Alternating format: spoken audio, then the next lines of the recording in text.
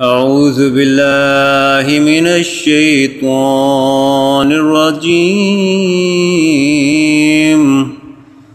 بسم الله الرحمن الرحيم.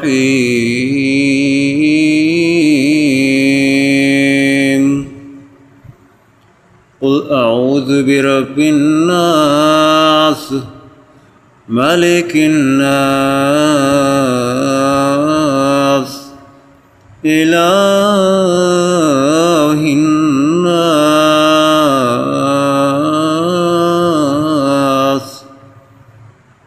من شر الوسواس الخناس